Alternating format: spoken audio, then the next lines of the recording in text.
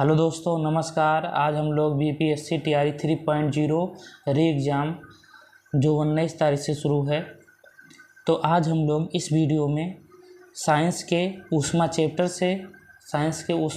से 300 प्रश्नों, महत्वपूर्ण प्रश्नों की चर्चा इस वीडियो में करने वाले हैं।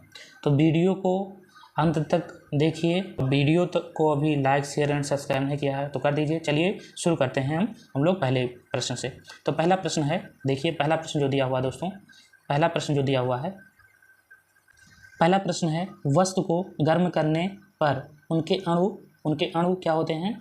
वस्तु को गर्म करने पर उनके अणु की चाल बढ़ जाती है। जब गर्म करेंगे तो चाल बढ़ जाती है। किसी वस्तु का ताप किसका सूचक होता है? तो उसके अणुओं के औसत गतिज ऊर्जा का क्या होता है? सूचक होता है। वस्तु का ताप सूचित करता है कि संपर्क करने पर ऊष्मा अपेक्षाकृत कम ताप की वस्तु से उस ताप से प्रभावित होगी। अगला प्रश्न जो है हम लोग देखते हैं। अगला प्रश्न, किसी वस्तु के ताप में वृद्धि का अर्थ कि वस्तु की ऊष्मीय ऊर्जा बढ़ जाएगी, यानी ऊष्मीय ऊर्जा बढ़ गई है। अगला प्रश्न, जब किसी वस्तु को ठंडा किया जाता है तब उसके अणुओं की चाल क्या होती है? घट जाती है। ठंडे करने पर चाल घट जाती है और गर्म करने पर चाल बढ़ जाती है।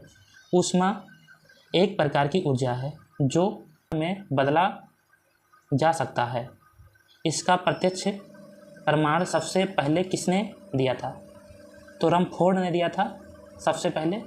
अगला प्रश्न है, किस वैज्ञानिक ने सर्वप्रथम बर्फ के दो टुकड़ों को आपस में घिसकर पिघला दिया? तो डेवी थे जो आपस में दो बर्फ के टुकड़ों को लेकर उसको क्या किए थे? पिघला दिए थे। अगला प्रश्न हम लोग देखते हैं, जब कभी कार्य ऊष्मा में बदलता है या ऊष्मा कार्य में बदलती है तो किए गए कार्य व उत्पन्न ऊष्मा का अनुपात एक स्थिरांक होता है जिसे ऊष्मा का यांत्रिक तुल्यांक कहते हैं। इसका मान होता है, तो इसका मान कितना होता है? ये भी देखिए, ये भी होता है 4186 जूल किलो कैलोरी दिया हुआ है, तो ये भी होता है, ये भी सही है। 4.186 जूल कैलोरी दिया है, इसमें किलो नहीं लगा है, ये भी सही है। 4.186 × 10⁻7 अर्ग कैलोरी, ये भी सही है, यानी उपयुक्त सभी सही है। निम्न में से कौन सही है? तो J = W/Q, ये सही है। अब हम लोग चलते हैं अगले PDF पर। तो ये है अगला प्रश्न, ये है, जब कुछ पानी लगातार मंथन किया जाता है तब उसका ताप बढ़ जाता है। इस क्रिया को क्या कहते हैं? तो इस क्रिया को यांत्रिक ऊर्जा का रूपांतरण ऊष्मीय ऊर्जा में होता है। यांत्रिक ऊर्जा का रूपांतरण किसमें होगा? ऊष्मीय ऊर्जा में होता है।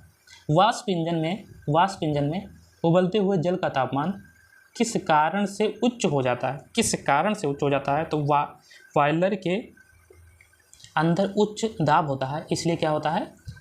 उच्च हो जाता है।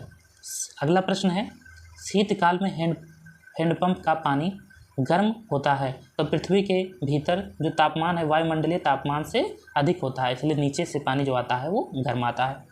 अगला हम लोग देखते हैं 13 नंबर प्रश्न, ये है, SI सिस्टम में तापमान की इकाई तो केल्विन SI में अगर पूछा जाए तो केल्विन होगा ताप का मात्रक, और ताप के मात्रक ये भी सब हैं, तो ये वाला नहीं है, डिग्री सेल्सियस से नहीं है और सब हैं।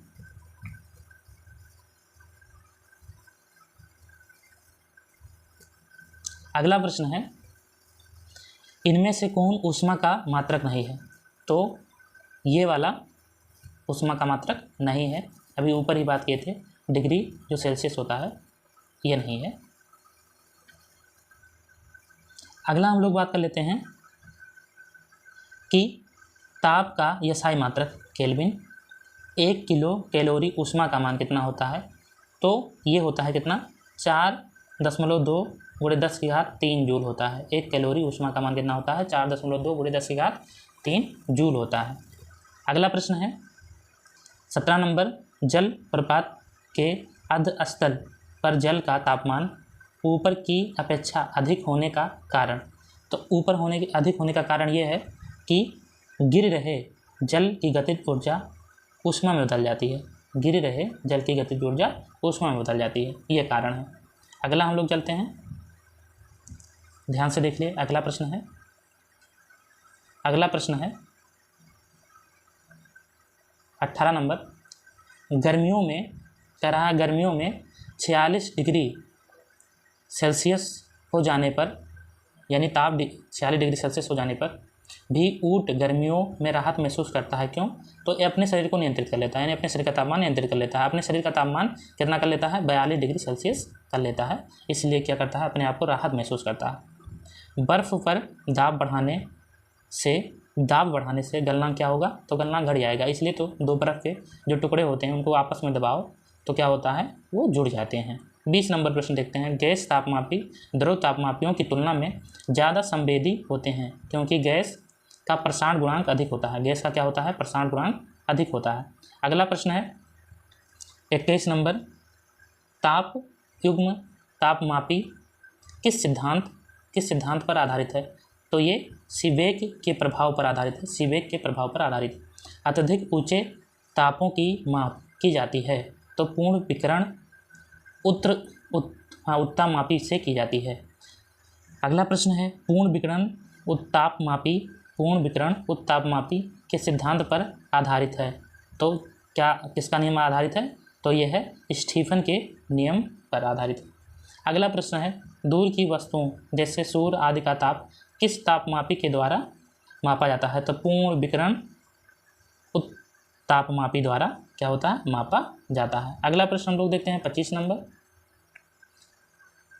ठंडे देशों में पारा के स्थान पर अल्कोहल को तापमापी द्रव के रूप में वरीयता दी जाती है। इसका कारण है अल्कोहल का द्रव्यांक निम्नतर होता है। अल्कोहल का जो द्रव्यांक होगा वो निम्नतर होगा।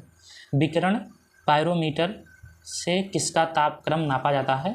तो कितना तापक्रम मापा जाता है? तो 800 डिग्री सेल्सियस से ऊपर ये क्या किया जाता है? मापा जाता है। ये किसका है? यानी बहुत सूर्य और तारे इनका क्या होता है? तापमान मापा जाता है इससे, विकिरण पायरोमीटर से। थर्मोकपल यानी ताप युग्मक द्वारा बने होते हैं तो दो अदृश्य धातुओं से बने होते हैं। सूर्य का तापमान पायरोमीटर यही है, विकिरण पायरोमीटर, तो इसी से मापा जाता है सूर्य का तापमान।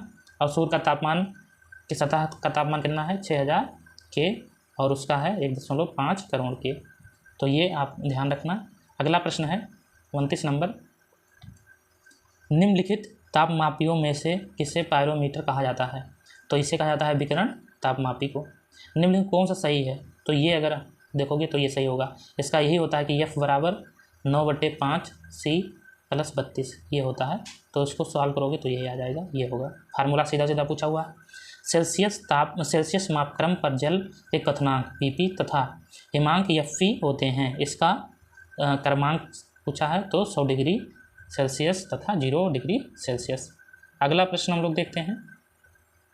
अगला प्रश्न है, थोड़ा सा इसको बड़ा कर लेते हैं, 32 नंबर प्रश्न है, ताप के सेल्सियस पैमाने पर परम शून्य ताप होता है। तो परम शून्य ताप कितना होता है? -273 डिग्री सेल्सियस।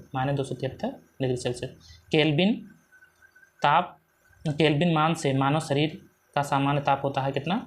310। कौन सा तापमान सेंटीग्रेड और फ़ारेनहाइट दोनों मापों में समान होता है? तो -40 डिग्री सेल्सियस यानी सेंटीग्रेड और फ़ारेनहाइट दोनों समान होता है। न्यूनतम संभव ताप -273 डिग्री सेल्सियस यही है, चाहे परम पूछे चाहे न्यूनतम पूछे, एक ही बात है। अगला प्रश्न हम लोग देखते हैं। फ़ारेनहाइट स्केल पर किसी वस्तु का ताप 212 फ़ारेनहाइट है। सेल्सियस पैमाने में इसको सॉल्व करेंगे तो 100 डिग्री सेल्सियस आ जाएगा। 37 नंबर प्रश्न है, सेल्सियस पैमाने का 0 डिग्री फ़ारेनहाइट स्केल में कितने डिग्री के बराबर होगा? तो 32 डिग्री के बराबर होगा। मानव शरीर का सामान्य तापमान 9.4 फ़ारेनहाइट है, तो सेल्सियस में सॉल्व करेंगे तो कितना आ जाएगा? 36.89 आ जाएगा। फ़ारेनहाइट मापक्रम पर सामान्य वायुमंडलीय दाब पर उबलते पानी का ताप होता है, तो उबलते पानी का तापमान कितना होगा? 212 फ़ारेनहाइट। अगला प्रश्न है, दिल्ली में जल का क्वथनांक 100 डिग्री सेल्सियस है और मसूरी में जल का तापमान कितना होगा? तो ये 100 डिग्री सेल्सियस से कम होगा क्योंकि उसका दाब क्या होगा? बढ़ जाएगा। अगला देखिए, एक मनुष्य का तापमान 60 डिग्री सेल्सियस है, तो फ़ारेनहाइट में इसका होगा 140 डिग्री फ़ारेनहाइट। अगला प्रश्न है, किसी मनुष्य के शरीर का सामान्य तापमान होता है? तो 98 डिग्री फ़ारेनहाइट होता है। अगला प्रश्न है 43 नंबर। तप्त जल के थैलों में जल का प्रयोग किया जाता है क्योंकि इसकी विशिष्ट ऊष्मा क्या होती है? अधिक होती है। इसकी विशिष्ट ऊष्मा अधिक। धात की चाय दानियों में लकड़ी के हैंडल क्यों लगाए जाते हैं? क्योंकि ऊष्मा का क्या होता है? सुचालक होता है। ऊष्मा का कुचालक होता है। ऊष्मा का क्या होता है? कुचालक होता है। अगला प्रश्न है 45 नंबर। 45 नंबर प्रश्न है, जब गर्म पानी को मोटे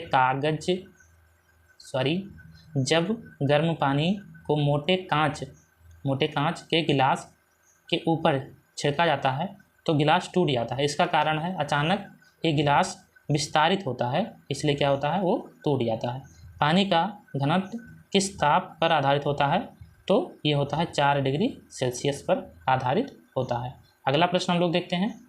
अगला प्रश्न है 47 नंबर। कह रहा है, जब बर्फ़ को 0 डिग्री से 10 डिग्री तक गर्म किया जाता है तो जल का आयतन क्या होगा? पहले कम होगा और उसके बाद बढ़ता है। अगला प्रश्न है, यदि जल को 10 डिग्री से 0 डिग्री तक ठंडा किया जाता है तब क्या होगा?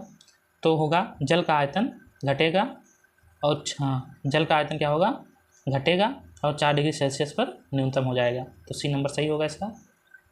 साइकिल के ट्यूब अधिकांशतया गर्मियों में क्यों फट जाते हैं? तो गर्मियों के कारण ट्यूब फट जाती है। इसका यही कारण है, गर्मियों के कारण ट्यूब क्या होती है? फट जाती है। अगला प्रश्न है, शीशे की छड़ जब भाप में रखी जाती है तो इसकी लंबाई बढ़ जाती है किंतु चौड़ाई अव्यवस्थित हो जाती है। जो व्यवस्थित पहले रहती है वो क्या होती है? अव्यवस्थित हो जाती है। अगला प्रश्न है, लोलक घड़ियाँ गर्मियों में सुस्त हो जाती हैं। इसका कारण है कि लोलक की लंबाई बढ़ जाती है जिससे इकाई दोलन में लगा हुआ समय बढ़ जाता है। अगला प्रश्न है, एक धातु की ठोस गेंद के अंदर कोटर है। जब इस धातु की गेंद को गर्म किया जाता है तो कोटर का आयतन बढ़ जाएगा। गर्म करने पर बढ़ जाएगा आयतन। अगला प्रश्न है, जब किसी बोतल में पानी भरा होता है और जमने पर बोतल टूट जाती है तो जमने पर पानी फैल जाता है। ठीक है, पानी जमने पर फैलता है इसलिए बोतल फट जाती है। अगला प्रश्न है, अत्यधिक शीत वस्तु में पहाड़ों पर पानी की पाइपलाइनें फट जाती हैं। इसका कारण है पाइप में पानी जमने पर फैल जाती है इसलिए क्या होता है? फट जाती है। आयतन भी बढ़ जाता है। अगला प्रश्न है, 2 रेल पटरियों के मध्य जोड़ पर एक छोटा सा स्थान छोड़ दिया जाता है क्योंकि धातु गर्म होने पर फैलती है और ठंडी होने पर संकुचित होती है। इसलिए जो लाइन होती हैं, ट्रेन की लाइन होती हैं, तो लाइन को थोड़ा सा काट कर थोड़ा जगह बनाया जाता है कि गर्मियों में प्रसार हो तो लाइन टूटे ना, और ठंडियों में अगर सिकुड़न हो तो तभी लाइन क्या हो? ना टूटे। अगला प्रश्न है, किसी झील की सतह पर पानी बस जमने ही वाला है। झील का आधा स्तर में जल का तापमान क्या होगा? तो 4 डिग्री सेल्सियस। अगर जमने वाला है तो 4 डिग्री सेल्सियस। अगला प्रश्न है, शीतकाल में जब ठंडे से जल जम जाता है तब मछलियाँ और अन्य जलीय जीव जीवित रह सकते हैं क्योंकि जल का केवल ऊपरी भाग जमता है, नीचे वाला भाग नहीं जमता। अगला प्रश्न है, अगले PDF पर हम लोग चलते हैं। अगला प्रश्न है, ऊष्मा के संचरण की विधि है। तो चलन भी है, संवहन भी है, विकिरण भी है, यानी उपयुक्त सभी। अगला प्रश्न है, ऊष्मा के संचरण की किस विधि में पदार्थ के अणु एक स्थान से दूसरे स्थान तक स्वयं नहीं जाते हैं? तो चलन में एक स्थान से दूसरे स्थान तक नहीं जाते हैं। अगला प्रश्न है, द्रवों तथा गैसों का ऊष्मा का स्थानांतरण निम्नलिखित में से किस विधि द्वारा होता है? तो संवहन विधि द्वारा होता है। विद्युत केतली में पानी गर्म होता है तो संवहन के कारण। अगला प्रश्न है कि सूर्य की ऊष्मा पृथ्वी पर निम्नलिखित किस प्रकार संचार माध्यम होता है? तो विकिरण आपको संवहन नहीं लगाना है, विकिरण आपको लगाना है। ऊष्मा के स्थानांतरण का किस विधि के माध्यम की आवश्यकता नहीं है? तो विकिरण के माध्यम की आवश्यकता नहीं है।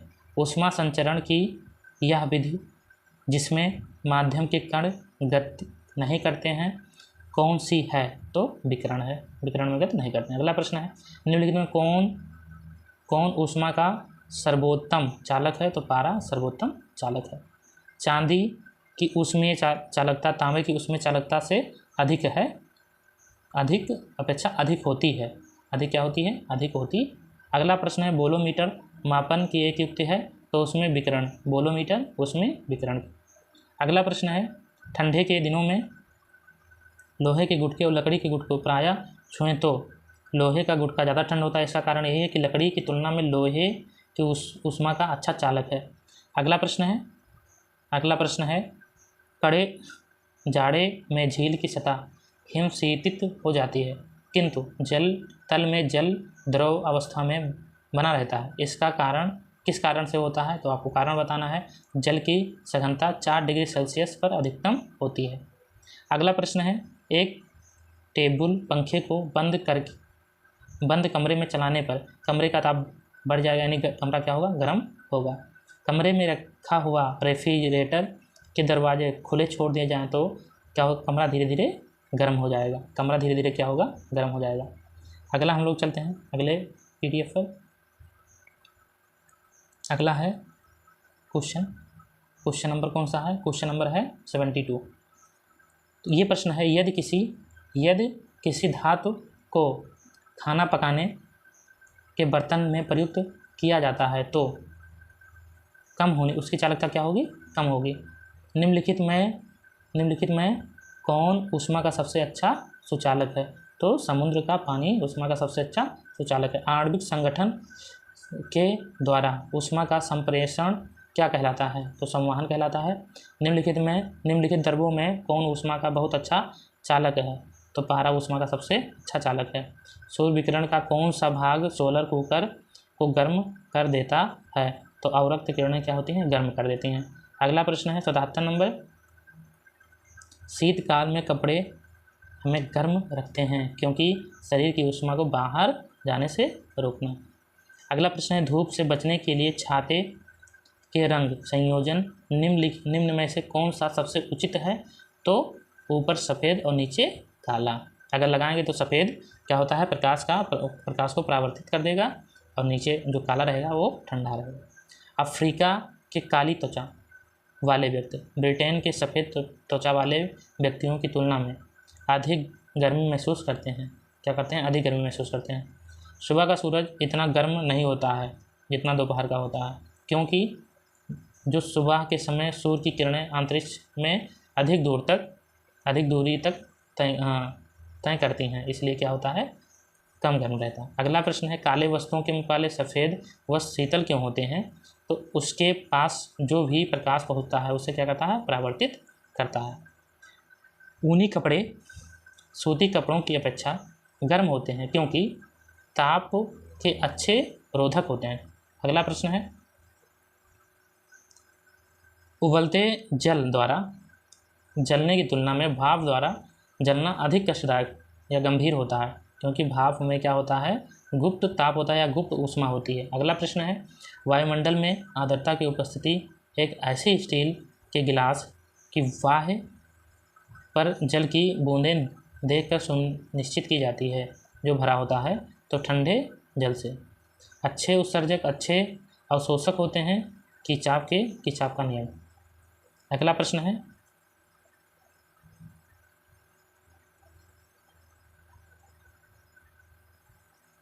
हम लोग देख लेते हैं।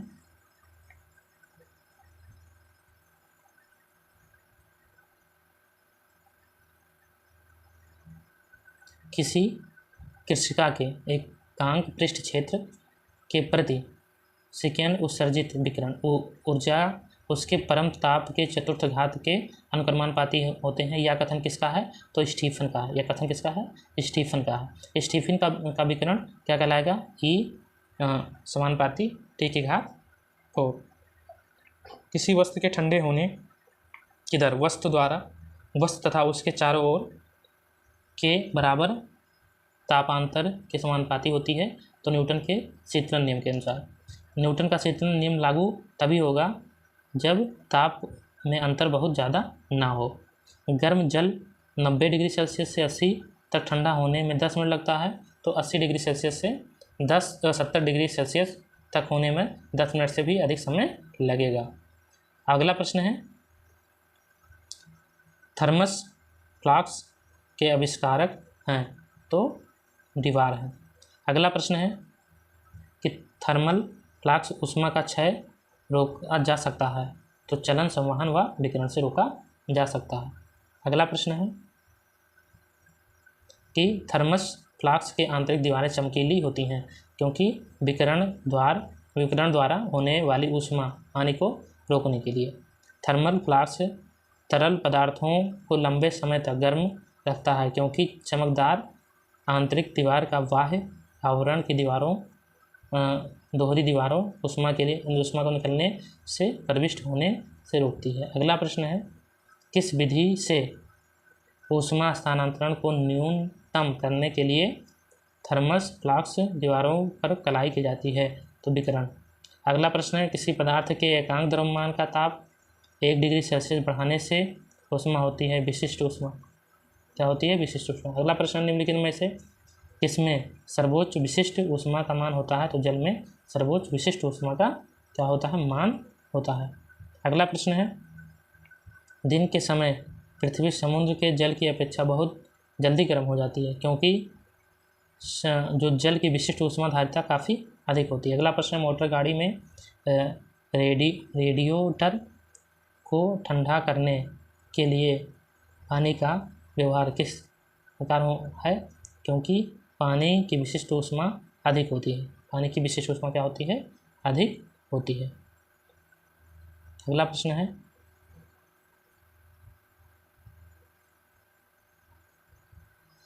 निम्न तापीय इंजनों का अनुप्रयोग होता है, तो ये होता है रॉकेट प्रौद्योगिकी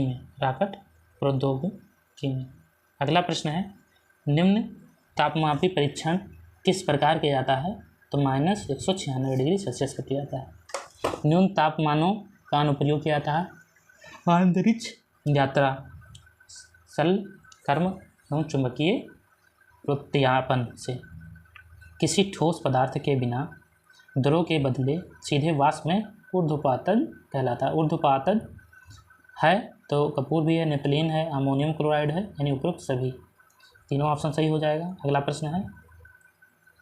प्रश्न है, जिस ताप पर कोई ठोस पदार्थ ऊष्मा पाकर द्रव में परिवर्तित हो जाता है उसे क्या कहते हैं? उसे गलनांक कहते हैं। जिस ताप पर कोई द्रव ऊष्मा पाकर वाष्प में, तो उसे क्या कहेंगे? क्वथनांक कहेंगे।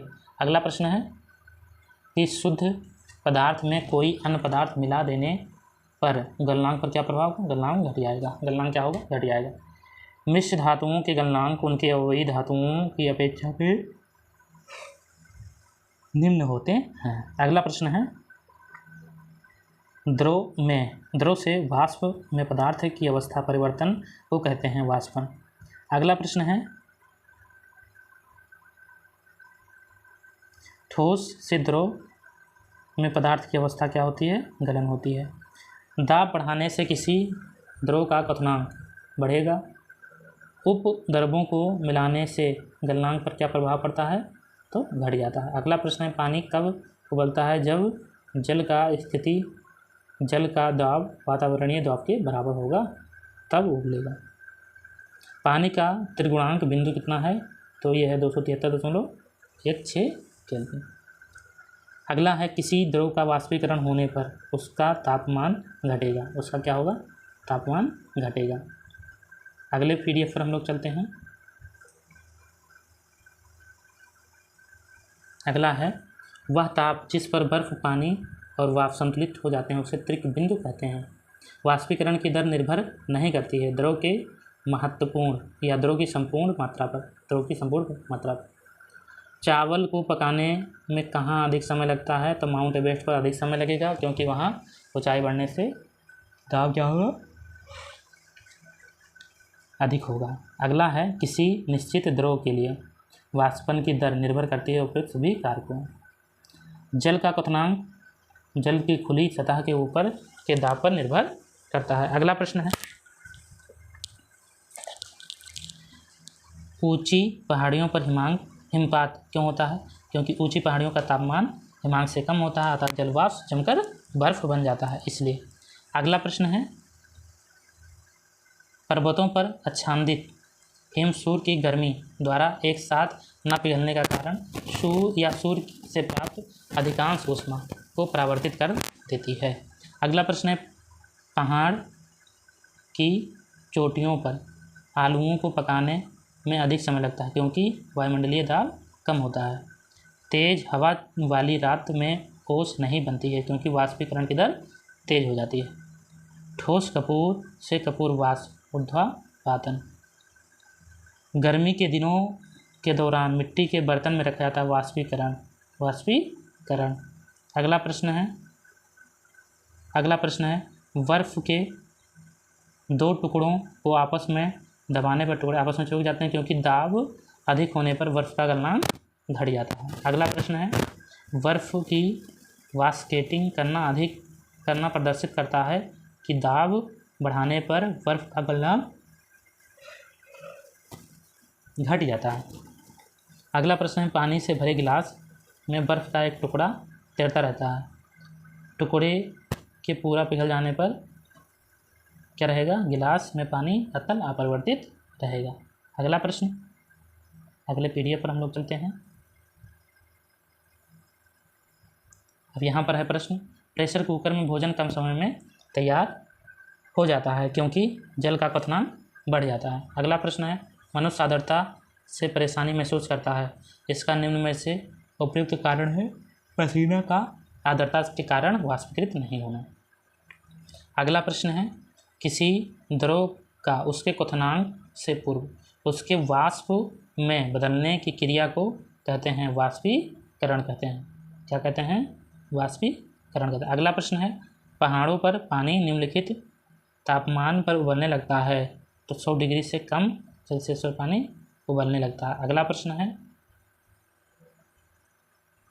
वह उत्सर्जित या अवशोषित ऊष्मा जो पदार्थ का अवस्था परिवर्तित तो करती है परंतु ताप में किसी प्रकार का परिवर्तन नहीं करती है। ये क्या है? गुप्त ऊष्मा है। ये क्या है? गुप्त ऊष्मा। अगला प्रश्न है, किसी ठोस पदार्थ का एकांक द्रव्यमान को उसके गलनांक पर ठोस के द्रव में बदलने के लिए आवश्यक ऊष्मा को कहते हैं ठोस के गलन की गुप्त ऊष्मा। अगला प्रश्न है, बर्फ के गलनांक की गुप्त ऊष्मा क्या होती है? 800 केल्विन प्रति ग्राम। अगला है, वाष्प की गुप्त ऊष्मा होती है 536 केल्विन प्रति ग्राम। अगला प्रश्न है, भाप से हाथ अधिक जलता है अपेक्षाकृत तो बोलते जल से क्योंकि हाथ में गुप्त ऊष्मा होती है। हाथ में क्या होती है? गुप्त ऊष्मा होती है। अब अगला प्रश्न है, ऊष्मागति का प्रथम नियम किसने प्रथम नियम से संरक्षित है तो ऊर्जा प्रथम नियम यानी ऊर्जा से संरक्षित है। अगला है, आंतरिक ऊर्जा की संकल्पना ऊष्मागति के किस नियम से मिलती है तो ये प्रथम नियम से मिलती है। अगला प्रश्न है, रुद्धोष्म परिवर्तन में ऊष्मा अपरिवर्तित रहती है। अगला प्रश्न, समतापीय परिवर्तन में समताप यानी ताप अपरिवर्तित रहती है। अगला है, रेफ्रिजरेटर में थर्मोस्टेट कार्य करता है एक समान तापमान बनाने पर। अगला प्रश्न है 44 नंबर, ताप गतिकी का प्रथम नियम समानता इससे संबंध रखता है तो ऊर्जा के संरक्षण से संबंध रखता है। अगला हम लोग चलते हैं, थोड़ा सा बड़ा कर देते हैं इसको भी। सूर्य की सतह का तापमान होता है 6000 के। अगला प्रश्न है, जब पानी में नमक मिलाया जाता है तो निम्नलिखित में से कौन सा परिवर्तन होता है? वायु में क्वथनांक बढ़ता है और जमाव बिंदु घट जाता है। अगला प्रश्न है कि गर्म मौसम में पंखा चलाने से आराम महसूस होता है क्योंकि हमारा पसीना तेज़ी से क्या होता है? वाष्पीकृत होता है। अगला प्रश्न हम लोग देखते हैं, कमरे को ठंडा किया जा सकता है तो पानी के बहने से संपीड़ित गैसों को फेंकने से क्या होता है? कमरा ठंडा किया जा सकता है। कोई पिंड ऊष्मा का सबसे अधिक अवशोषण करता है जब दह हो यानी काला और खुरदुरा।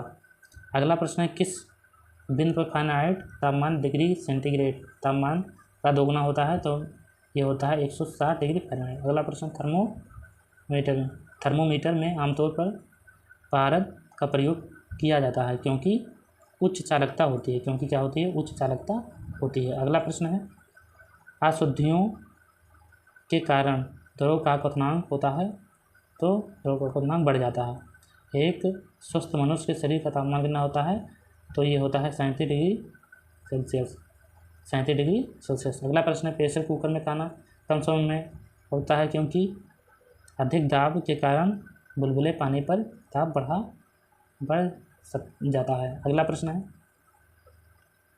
किसी वस्तु की विशिष्ट ऊष्मा किस पर निर्भर करती है, तो पिंड के द्रव पर निर्भर करती है। गर्मियों में सफ़ेद कपड़े पहनना आमदे क्योंकि ये अपने ऊपर उठने वाले सभी ऊष्मा को परिवर्तित कर देती है। अगला प्रश्न है, खाना पकाने के बर्तनों के नीचे का बाहरी हिस्सा काला क्यों छोड़ दिया जाता है, क्योंकि क्या होता है, काली सतह ऊष्मा की अच्छी अवशोषण होता है। अगला प्रश्न है, अगले PDF पर हम लोगों को चलना पड़ेगा। अगला PDF है, क्वेश्चन बड़ा कर लेते हैं थोड़ा सा। एक श्वेत और चिकनी सतह होती है, ताप की खराबी, अवशोषण तथा अच्छी प्रवर्तक। अगला प्रश्न है, निम्नलिखित में कौन सा कथन सही है, तो एयर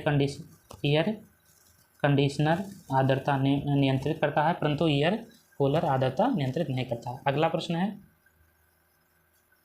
एक थर्मामीटर जो 2000 डिग्री सेल्सियस मापने हेतु उपयुक्त हो, तो पूर्ण विकिरण पायरोमीटर।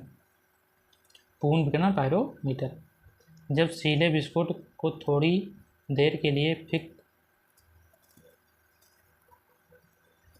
ये है प्रश्न, जब सीले बिस्कुट को थोड़ी देर के लिए फ्रिज में रखा जाता है तो वह कुरकुरे हो जाते हैं। इसका कारण है, फ्रिज के अंदर आर्द्रता कम होती है, इसलिए अतिरिक्त नमी अवशोषित हो जाती है। अगला प्रश्न है, शीतकाल में एक मोटी कमीज की अपेक्षा 2 पतली कमीजें हमें आराम करती हैं, क्योंकि 2 कमीजों के बीच वायु की प्रतिरोधी के माध्यम के रूप में कार्य करती है। अगला प्रश्न, निम्नलिखित में से किसका ऊष्मा आधारित होती है, तो जल की ऊष्मा आधारित होती है। अगला प्रश्न है, निम्नलिखित में से अगला प्रश्न है, यदि किसी स्थान के तापमान में सहसा वृद्धि होती है तो अपेक्षाकृत आर्द्रता घट जाती है। अगला प्रश्न है, सेल्सियस के माप का कौन सा तापक्रम 300 केल्विन के बराबर है, तो 300 केल्विन के यानी 27 डिग्री सेल्सियस। अगर 27 घटाओगे, या इनमें से कोई नहीं लगा सकते हो, लेकिन चलो ठीक है, 227 डिग्री सेल्सियस 27 घटाओगे तो आ जाएगा 273 दशमलव 1 होना चाहिए। चलिए ठीक है। अगला प्रश्न है,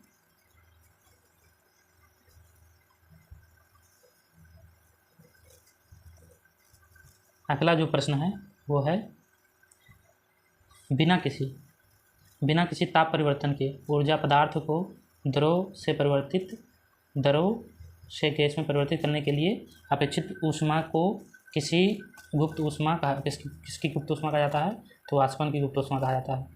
ब्लैक बॉडी किसका विकिरण को समायोजित अवशोषित कर सकती है, तो केवल उच्च तरंग दैर्ध्य को। अगला प्रश्न है, शीत ऋतु के दिनों में हम मौसम किस प्रकार पर होने पर ज़्यादा ठंड महसूस करते हैं, तो साफ मौसम अगर है तो हम अच्छा महसूस करते हैं। अगला प्रश्न, निम्नलिखित में से कौन सा कथन सही है, तो वायु में ताप की बढ़ोतरी से वायु की नमी धारण करने के लिए